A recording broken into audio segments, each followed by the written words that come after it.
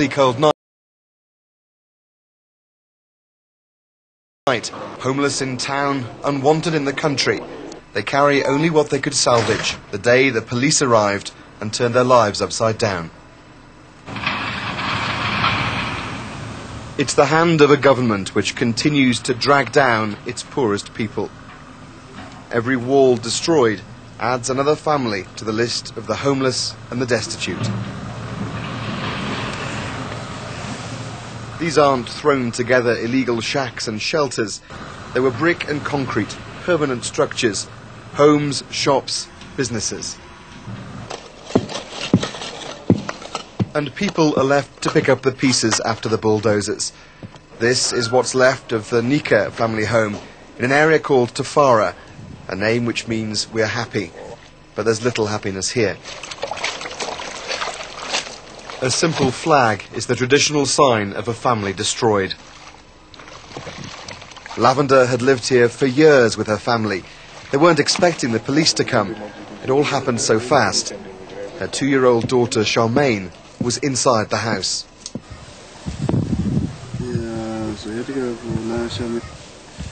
The police came. They were sent to destroy the house. They knocked down the building, the walls. They smashed everything. This was when our child was trapped inside. She died there.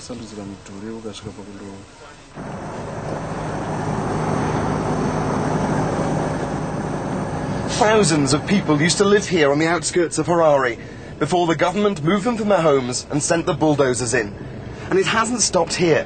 Every day, systematically, police in riot gear are moving from suburb to suburb, making tens of thousands of the poorest Zimbabweans homeless. We found where some of those homeless people are staying in the grounds of a church in Bulawayo. It was only safe to visit them after dark for fear of being caught by the police or intelligence agents. Their food is supplied by the church. They don't understand why the government has evicted them. Why do you think they're doing it, though? How is it they are cleaning the towns? Yeah? They said it is a strategy to clean the town. A strategy which has forced people to this, and a strategy some say is to punish those in the towns for voting for the opposition in the election. If this destabilization can be sustained, you weaken the political base of the opposition. That way is going to create political patronage and a sense that these people are now surviving because of the generosity and the sympathy that the ruling party and government is offering them. We travelled before dawn to see that generosity in action. A well-protected camp on an old farm outside Harare, where the government has dumped those they made homeless. Well, just over the hill behind me is where the camp is. We've been able to see the tops of the shacks through the trees. But it's very dangerous for it to be here because there are ZANU-PF people, war veterans all around. The people have been put here and cannot leave. We filmed secretly from inside a tent to see the terrible conditions thousands of people are living in. There are hundreds of children, old people, the sick, and little food to go around. The standard of living is awful. There's rubbish everywhere and no toilets or water to drink. And the police are stopping anyone bringing us water.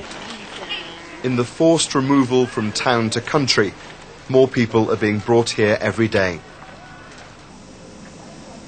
But for Lavender and Herbert, there's just the memory of their little girl, crushed to death by the very people who should have been protecting her. We don't know where we're going from here.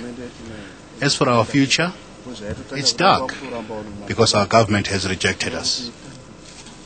One death, one family destroyed, but many more will surely be laid to rest as Zimbabwe turns on its people. Alistair Leithed, BBC News, Harare. Well,